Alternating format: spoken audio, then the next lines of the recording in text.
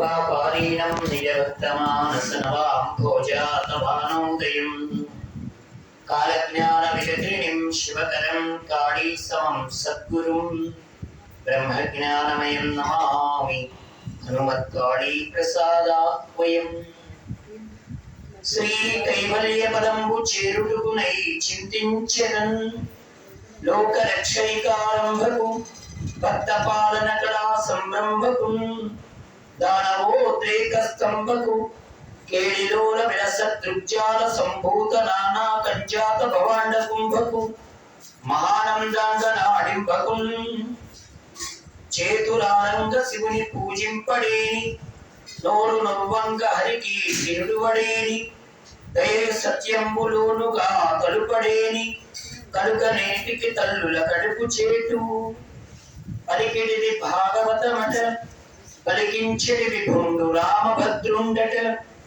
నే పలికిన పవహర మగునట పలికిద వేరుండుగాత పలుకగనేలా శ్రీకృష్ణ యదుభూషణ నరసఖా శృంగార రత్నాకర లోకద్రోహి నరేంద్ర వంశదహన లోకేశ్వర దేవతానీక బ్రాహ్మణ గో గణార్తి హరణ నిర్వాణ సంధాయక నీకు నృక్కెల త్రింపవే భవరతల్ నిత్యానుకంపానిధి కృష్ణాయ వాసుదేవాయ హరే పరమాత్మనే ప్రణతక్లేశనాశాయ గోవిందాయ నమో నమః.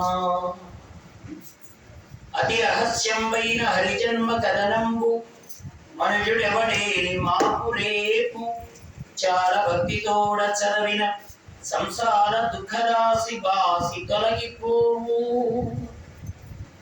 ఓం శ్రీ గురుభ్యో నమః. ఓం శ్రీమాత్రే నమః. భగవద్బంధువులారా, సద్గురుదేవుల పరమ పరిపూర్ణమైనటువంటి అనుగ్రహంతో మనకి ఏదో ఒక కారణం ద్వారా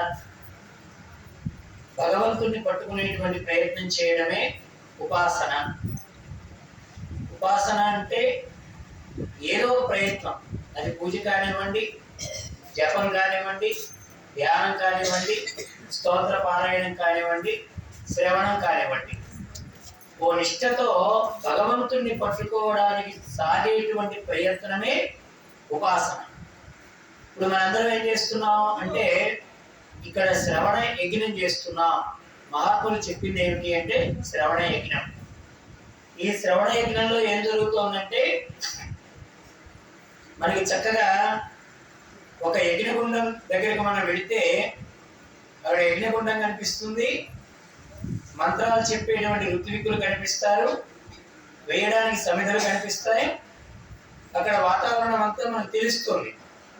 మరి శ్రవణ యజ్ఞంలో ఏం జరుగుతోంది అంటే మన చెవులే కుండాలు అయిపోతాయి అన్నారు. అంటే మనకు ఉండేటువంటి చెవులే యజ్ఞగుండాలు. దీనిలో మనం వేర్చేటువంటి సమిధలు ఏమిటి అంటే మన కర్మ వాసనలు. ఎలాగైతే మనం ఒక్కొక్క దైవానికి ఒక్కొక్కటి ఉపయోగిస్తూ ఉంటాం, కొంతమంది రావి, కొంతమంది చండ్ర, కొంతమంది మోదుగ, ఇలాగా సమిధలు వేరువేరుగా ఉంటాయి. భగవదారాధనలో భగవంతుణ్ణి మనం యజ్ఞ రూపంగా అర్చించుకోవడానికి వాడేటువంటి సమిధలు. మరి ఇక్కడ మనం వేర్చేటువంటి సమిధలు ఏమిటి అంటే మన కర్మలు. ఇప్పటికి మనం ఎన్ని దేహాలు మారొచ్చామో, దేహాల ద్వారా ఏమేమి కర్మలు చేశామో, ఇప్పటికీ ఈ దేహంతో తెలిసి కొన్ని, తెలియక కొన్ని, తెలిసి తెలియక కొన్ని, అజ్ఞానంతో ఆచరించినటువంటి కర్మల తాలూకు ఏవైతే ఫలాలు అనుభవించవలసినవి ఉన్నాయో వాటన్నింటినీ రహితం చేసుకోవడానికి ఓ ప్రయత్నం జరుగుతోంది ఇక్కడ. దీన్నే భగవద్గీతలో జ్ఞానాగ్ని దగ్ధ కర్మాణి తమాహం పండితాముదహ అంటాడు భగవద్గీతలో. పండితుడు అంటే ఎవరు అంటే జ్ఞానం అనేటువంటి అగ్ని చేత వాడి కర్మలు దగ్ధం చేసుకుంటే వాడి పండితుడు అంటారని స్వామి చెప్పారు. మరి జ్ఞానం దేని ద్వారా తెలియబడుతోంది? మనకు ఉండేటువంటి శ్రద్ధ ద్వారా. మరి శ్రద్ధ కలిగి కూర్చున్నా మనం జ్ఞానాన్ని పొందలేకపోవడానికి కారణం ఏమిటి అంటే ఇంద్రియాలను నిగ్రహించలేకపోవడం. మానవుడికి ఒక వ్యాధి వచ్చింది అనుకోండి, ఔషధం ఎంత అవసరమో పద్యం కూడా అంతే అవసరం. ఔషధం ఏమిటి అంటే మహాత్ముల దగ్గర చేరడం, ఇది ఔషధం. సత్సంగం వినడం, పెద్దల దగ్గర ఉండడం, వారు చెప్పినటువంటి పాటలో ప్రయాణం చేయడం, ఇది ఔషధం. మరి పద్యం ఏమిటి? వారు చెప్పినట్టుగా మనం నడుస్తున్నామా లేదా? అంటే ఈ చెవితో విని ఆ చెవితో వదిలేస్తేనో, లేకపోతే మా గురువు గారు రోజు చెప్తారండి మేము వింటూ ఉంటామండి, ఇది ఎన్నాళ్ళ నుంచో జరుగుతున్నటువంటి ప్రక్రియ అని అనుకున్నంత మాత్రాన మనకు ఆ జ్ఞానంలో ఉండేటువంటి రహస్యం అవగతం కాదు. ఔషధం ఎంతగా స్వీకరిస్తున్నామో పద్యం కూడా అంతే అవసరం. అలాగే మనం భాగవత శ్రవణం ఈ రోజున ఉదయం ప్రారంభం చేసుకొని 4 విధాలైనటువంటి లక్షణాలు భాగవతానికి ఉంటాయి. మొట్టమొదటిది ఉపాఖ్యానం, రెండవది ఉపదేశం, మూడవది స్తుతి, నాలుగవది గీతి. ఇలా 4 రకాలుగా మహాత్ములు భాగవతాన్ని విశ్లేషించారు. నీకు అంత జ్ఞానం పట్ల అవగాహన కలగలేదు అనుకోండి, భక్తుల చరిత్ర చదువుకోండి. ముందర భాగవతంలో తత్వం గుర్తుపట్టాలి, తత్వాన్ని గుర్తెరగాలంటే చాలా కష్టం. ఎందుకంటే అన్నప్రాసన రోజు ఆవకాయ పెడితే వాడికి జీర్ణం కాదు, పైగా వాడి శరీరానికి ఇబ్బంది. అందువల్ల ముందు మనం భాగవతంలో ప్రవేశించగానే కొంతమంది భక్తుల గురించి తెలుసుకోవాలి. ఎవరెవరు భక్తులు? ఆర్తో, జిజ్ఞాసు, అర్థార్థి, జ్ఞాని చ భరతర్షభ, చతుర్విధ భజంతే మాం జనార్జున అని భగవద్గీతలో స్వామి చెప్పారు. మనకు ఆర్త భక్తులు ఎలా ఉంటారంటే కష్టం రాగానే భగవంతుడు వైపు తిరుగుతారు. అంతదాకా వారికి భగవంతుడి జ్ఞానం అనేటువంటి స్పృహ ఉండదు. ఒక కష్టం కలగగానే భగవంతుడిని వెతుక్కుంటారు. ఎలాగా అంటే గజేంద్రుడు సరస్సులోకి దిగగానే కారు పట్టుకోనంత వరకు సంసారమే పట్టింది గజేంద్రుడికి. కారు పట్టుకున్న తర్వాత పోరాటం చేశాడు, కాయంతో పోరాటం చేశాడు. కాయంతో చేసిన పోరాటం ఎన్నేళ్ళు చేశాడు? 1000 ఏళ్ళు చేశాడు. అంటే ఇప్పుడు శరీరంతో ఎంతవరకు సాధించగలుగుతాడనేది కూడా తేటతెల్లమైపోయింది. ఇక తరువాత తన చుట్టూ ఎవరైనా ఉన్నారా అని చుట్టూ చూసుకున్నాడు. రక్షించేవారు ఎవరు లేరు, అందరూ ఒడ్డెక్కి కూర్చున్నారు. అప్పుడు పరమాత్మ గురించి విచారణ చేయడం మొదలు పెట్టాడు ఆయన. అంటే ఆర్తభక్తుడు అంటే ఒక కష్టం కలగగానే భగవంతుడి వైపు మరలేవాడు ఆర్తభక్తుడు. ఇప్పుడు నేను ఆర్తభక్తిలో ఉన్నానా? భగవంతుడిని కష్టం కలిగినప్పుడే చూస్తున్నానా? లేకపోతే అన్ని వైపులా భగవంతుడే రక్షిస్తాడనేటువంటి నమ్మకం కలిగి ఉన్నానా? ఎవరికి వారు విచారణ చేసుకోవచ్చు. రెండవ భక్తుడు ఎవరు అంటే అర్ధార్థి భక్తుడు. అర్ధార్థ భక్తుడు అంటే ఒకటి కోరి భగవంతుడిని చేరేవాడు. అంటే మనకు ధ్రువుడు కనబడతాడు భాగవతంలో. ధ్రువుడు అర్ధార్థ భక్తుడు. అంటే తన తండ్రి తొడనెక్కితే చాలు, మా నాన్న తొడ మీద నేను కూర్చుంటే నా జీవితాశయం పూర్తయినట్టే, కాబట్టి మా నాన్న తొడనెక్కడానికి నేను ఏం చేయాలి? ఈ కోరికతోనే ధ్రువుడు బయలుదేరాడు. కానీ పరమాత్మ అతనికి ఎటువంటి స్థానాన్ని ఇచ్చాడంటే తండ్రి తొడనెక్కడం కంటే కూడా ఉన్నతమైనటువంటి స్థానం ఒకటి ఉంది, అది ధ్రువస్థానం. అది ఎవరు ఆక్రమించలేనిది. ఎంతమంది భక్తులు చేరినా అక్కడ స్థానం ఉంటుంది అని పరమాత్మ మనకి ధ్రువుడి ద్వారా నిరూపణ చేశాడు. అతను అర్ధార్థ భక్తుడు. ఇక మూడవ భక్తుడు ఎవరు అంటే జిజ్ఞాస భక్తుడు మూడోవాడు. జిజ్ఞాసు అంటే తెలుసుకోవాలనే ప్రయత్నం చేసేవాడు. లోకంలో ఆర్తుడు అర్ధార్థుడు కంటే జిజ్ఞాసు చాలా గొప్పవాడు. అంటే అతను నిరంతరం వెతుక్కుంటూ ఉంటాడు. నాకు పరమాత్మ ఎలా ఏమవుతాడు, ఆయన ఎలా పొందాలి, నేను దానికి ప్రయత్నం ఏం చేయాలి. ఈ జిజ్ఞాస భక్తులు ఎవరు ఉదాహరణ అంటే ఉద్ధవుడు. ఈయన కృష్ణుడితో పాటుతో ఉంటాడు, కృష్ణుడితోనే తిరుగుతాడు, కృష్ణుడిలాగా నీలవర్ణం కలిగి ఉంటాడు. కృష్ణ రూపమే ఉద్ధవ రూపంగా కలిగినటువంటి వాడు ఉద్ధవుడు. అంటే అచ్చు కృష్ణుడిలాగా ఉండేవారు ఎవరు భాగవతంలో అంటే ఉద్ధవుడు. రామాయణంలో రాముడిలాగా ఎవరు ఉంటారంటే భరతుడు ఉంటాడు. భరతుడు నీలమేఘంతో ఉంటాడు, రాముడు నీలమేఘంతో ఉంటాడు. ఇక్కడ ఉద్ధవుడు అచ్చు కృష్ణుడిలాగా ఉంటాడు. ఎలా ఉంటాడంటే నిరంతరం కృష్ణ స్పర్శ కలిగినటువంటి గోపికలు ఉద్ధవుని చూసి ఇతడు కృష్ణుడేమో అనుకునేంతగా, అంటే రూపంలో అచ్చు కృష్ణుడిలాగానే ఉంటాడు. మరి అటువంటి ఉద్ధవుడు జిజ్ఞాస భక్తుడు ఎందుకు అయ్యాడు మనకు అనిపిస్తుంది. ఇంకా ఉద్ధవుడు తెలుసుకోవాల్సింది ఏముంది కనుక అన్నీ తెలుసుకున్నాడు కదా. కృష్ణుడితో అంత దగ్గరగా ఉన్నాడు కదా. మరి అలాంటప్పుడు ఉద్ధవుడు తెలుసుకోవాల్సింది ఉందా అంటే, నాకు తెలుసు అనే అహంకారం కూడా భగవంతుడిని చేరడానికి అడ్డుపడేటువంటి ఒక గుణం. తెలుసుకోవడం కూడా ఒక అహంకారంగా మారకూడదు. తెలుసుకోవడం అనేది వినయంగా ఉండాలి, దాసుడిగా ఉండాలి తప్ప నేను తెలుసుకున్నాను, నాకే తెలుసును అనే అహంగనక మానవుడికి చేరితే అది కూడా భగవంతుడిని పొందడంలో ఒక అడ్డుగానే ఉంటుంది. అలాంటి భక్తుడు ఎవరు అంటే ఉద్ధవుడు. ఇక 4వ భక్తుడు ఎవరు అంటే జ్ఞాన భక్తుడు ప్రహ్లాదుడు. మీరు బాగా ఆలోచించండి. ఆత్మభక్తుడిగా ఉన్నటువంటి గజేంద్రుడు జంతు శరీరానికి సంబంధించిన వాడు. అర్థార్థభక్తుడిగా ఉన్నటువంటి ధ్రువుడు రాజుగా ఉన్నవాడు. జిజ్ఞాస భక్తుడిగా ఉన్నటువంటి ఉద్ధవుడు పరమాత్మకు దగ్గర సంబంధం కలిగిన వాడు. కానీ 4వ వాడైనటువంటి ప్రహ్లాదుడు ఉన్నాడే, ఈయన జ్ఞానము పట్టడానికి ఏమాత్రం వీలు లేకుండా ఉండేటువంటి దానవ వంశంలో పుట్టినవాడు. విశేషించి హిరణ్యకశ్యపుడిగా పుట్టినవాడు. అంటే లోకంలో ఒక వేదం చదివేటువంటి ఆయనకు వేదం చదివే పిల్లాడు పుట్టాడు అనుకోండి, మనమేం గొప్పగా చెప్పుకోనక్కర్లే. ఎందుకంటే వాళ్ళ నాన్న వేదం చదివాడు, ఆ అబ్బాయి వేదం చదువుతున్నాడు కనుక, వాళ్ళ పూర్వీకులందరూ అదే త్రోవలో ఉన్నారు కనుక ఆ పిల్లాడు అలాంటి జ్ఞానాన్ని కలిగి ఉంటే మనం ప్రత్యేకించి చెప్పుకోనక్కర్లే. కానీ ఏమాత్రం విద్యా సంస్కారం లేక, గతంలో ఉన్న వాళ్ళెవరు భగవంతుడి మార్గాన్ని పట్టక, ఇతరుల్ని హింసించడమే ప్రధాన వృత్తిగా కలిగి ఉన్నటువంటి, ఇతరుల్ని పీడించి ఆనందించేటువంటి దానవ వంశంలో పుట్టినటువంటి ప్రహ్లాద కుమారుడు జ్ఞానభక్తికి ఎదిగిపోయాడు అన్నమాట భాగవతంలో. అంటే జ్ఞాని యొక్క స్థాయి ఎంత గొప్పదో భాగవతంలో చూపించారు. అటువంటి జ్ఞానభక్తుల గురించి కావాలంటే మనం ప్రహ్లాదుడి దగ్గరికి వెళ్ళొచ్చు. లోకంలో మనం అంటూ ఉంటామే, భక్తి అంటే పెట్టి పుట్టాలండి, భక్తి అంటే మా నాన్నగారు భక్తుడు కాదు, మా తాతగారు భక్తుడు కాదు, ఇప్పుడు వాళ్ళకి లేని భక్తి నాకు ఎలా వస్తుంది, అలాంటి భక్తిలో నేను చేరితే నేను ఉత్తీర్ణుడు అవుతానా, మా పూర్వీకులు ఎవరు ఆ త్రోవలో వెళ్ళలేదు కదా, అలాంటి నాకు భగవంతుడు ఎలా తెలుస్తాడు అని మనం కొన్ని మాట్లాడుతూ ఉంటాం ప్రపంచంలో.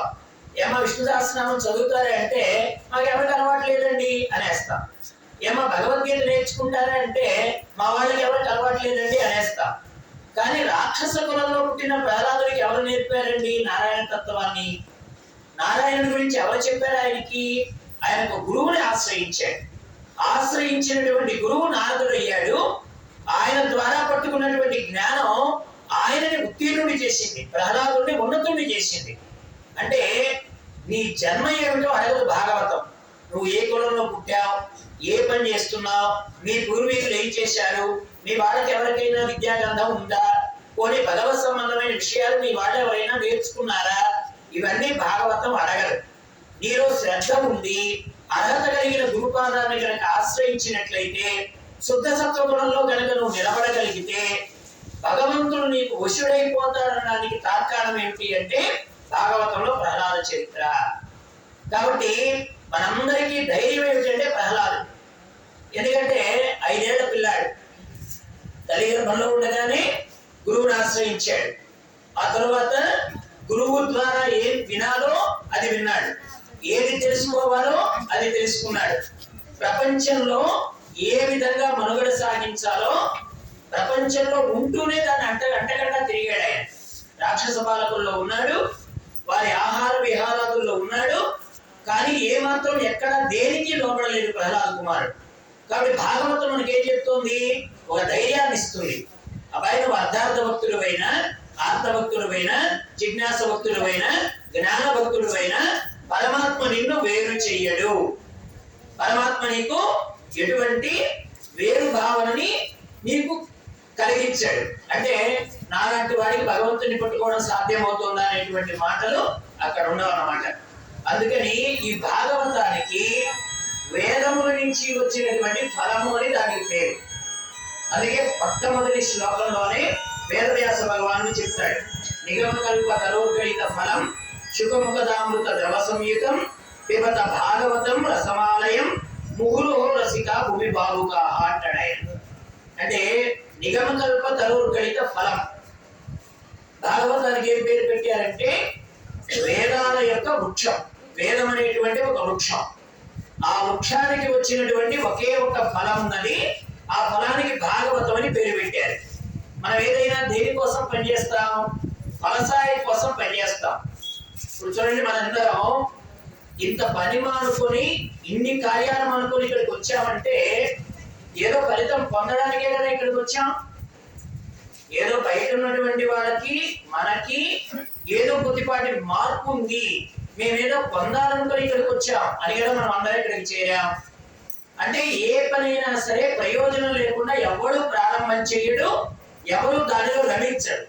మా గురువు గారు చెప్పేవాడు, పిచ్చి కాగితాలు చింపుకునేవాడికి కూడా ఆ చింపుకోవడంలో ఆనందం ఉంటుందట. ఆనందం ఉంటేనే వాడు పని చేస్తాడట. మరి పిచ్చి వాడి ఆనందం కోసం పనిచేస్తే మనం వాళ్ళకంటే గొప్పవాళ్ళం కదా. మరి మనం చేస్తున్న పనిలో అర్థం ఉండదా? ఆనందం ఉంటుందా? ఉండదా? ఉంటుంది అని అది అనుకుంటేనే కదా మనం కొంతమంది మీద ఇక్కడ మనం సమావేశం కాగలిగాం. అంటే ఎవరి చేసే పనిలో వారు ఆనందాన్ని వెతుక్కుంటారు. అయితే ఈ ఆనందం తాత్కాలిక ఆనందమా, శాశ్వత ఆనందమా? ఇంద్రియ జనితమైన విషయ సుఖానందాలు అన్ని ఆనందాలు కూడా తాత్కాలికమైనవే. భోజనం చేయడం ఆనందం. ఎంతవరకు ఆనందం? కడుపు నిండినంత వరకు ఆనందం. మధుర పదార్థాలు తినేటప్పుడు ఆనందం. ఎంతవరకు ఆనందం? వెగటు కరగనంత వరకు ఆనందం. సంసారంలో ఆనందం ఉంటుంది. ఎంతవరకు ఆనందం? భర్తను మన మాట విన్నంత వరకు, మన పిల్లాడు మన మాట విన్నంత వరకు, మన కోడలు మన మాట విన్నంత వరకు, మన మనవడు మన మాట విన్నంత వరకు, ఇంతవరకు ఆనందం. అదే వాడు వ్యతిరేకమయ్యారనుకోండి, ఈ కొడుకు నాకు అనవసరంగా పుట్టాడు, ఈ కోడలు అనవసరంగా తెచ్చుకున్నాను, ఈ మనవడికి అనవసరంగా నేను అన్ని సపర్యం చేశాను, మనమే తిట్టుకుంటూ ఉంటాం. ఎందుకని? వాడు నువ్వు అనుకున్నట్టుగా లేడు కనుక. ఎందుకంటే నువ్వు వాడి నుంచి ఒక ఆనందాన్ని ఆశిస్తున్నావు. నీ పిల్లల దగ్గర నుంచైనా, నీ కోడల దగ్గర నుంచైనా, నీ మనవడి నుంచైనా ఒక ఆనందాన్ని ఆశిస్తున్నావు.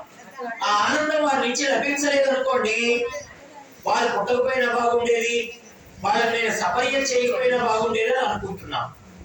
వాస్తవానికి ఆనందాలన్నీ కూడా ఇంద్రియాలకు అందేటువంటి ఆనందాలు. ఇంద్రియ జనితమైనటువంటి విషయ సుఖానందాలన్నీ కూడా తాత్కాలికమైనటువంటి ఆనందాలే.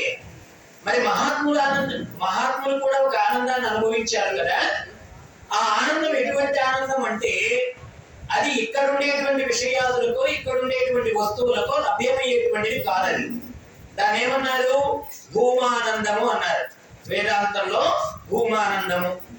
దాన్ని మనం కాస్త దిగి మాట్లాడాలంటే బ్రహ్మానందము.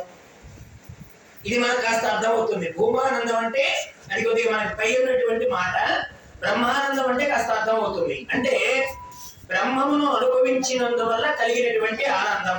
బృహతీతి ఇది బ్రహ్మ అంటే సర్వవ్యాపకమై ఉండేదనేటువంటి ఉనికికి తానే కారణమై ఇన్ని నిలబడడానికి తాను అధిష్టాన పరబ్రహ్మమై కూటస్థ చైతన్యమై తను కదలడానికి ఇంకొక స్థలం వేరుగా లేక ఉన్నది తానే నిండి ఉన్నటువంటి దానికే బ్రహ్మము అని పేరు. దాన్ని అనుభవించేవాడు వాడు ఎక్కడున్నా ఆనందాన్ని అనుభవిస్తాడు. వాడు రాజ్యంలో ఉన్న ఆనందాన్ని అనుభవిస్తాడు, మురికి కాలువల ప్రక్కనున్న ఆనందాన్ని అనుభవిస్తాడు, 10 మంది సంఘంలో ఉన్న ఆనందాన్ని అనుభవిస్తాడు, తాను ఒంటరిగా ఉన్న ఆనందాన్ని అనుభవిస్తాడు. లోకంలో కొంతమంది బజారు పెడుతూ ఉంటే ఏమ్మా ఏ పని మీద వెళ్తున్నావు అని అడిగావు అనుకోండి, ఇంట్లో ఒక్కదాన్నే ఉండి బోరు కొట్టింది, ఎవరైనా కనబడతారేమో వచ్చారంటే. ఎందుకంటే వీడు ఆనందం బజార్లో వెతుక్కుంటాడు కనుక. కొంతమందికి 10 మందితో కలిస్తే ఆనందం, కొంతమంది ఏకాంతంలో ఆనందాన్ని పొందుతారు. వాళ్ళు 10 మందిలో ఉన్నప్పుడు ఆనందానికి వేరుగా ఉండరు, ఒక్కడిగా ఉన్నప్పుడు ఆనందానికి వేరుగా ఉండరు. ఎందుకంటే ఇక్కడ సంఘము ఉన్నా లేకపోయినా తను ఒక దానితో సంఘాన్ని కలిగి ఉన్నాడు కనుక. అది ఏ సంఘము? బ్రహ్మముతో అనుబంధాన్ని కలిగి ఉండడం, బ్రహ్మము నందు రమిస్తూ ఉండడం.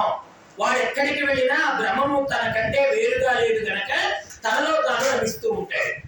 ఇప్పుడు మీకు ఇది అర్థం కావడానికి ఒక చిన్న ఉపమానం చెప్తాను వినండి. ఇప్పుడు ఒక చీకటి గది ఉందండి. చీకటి గదిలో ఒక వ్యక్తిని పంపించాం. ఒక వ్యక్తిని చీకటి గదిలోకి పంపించాం.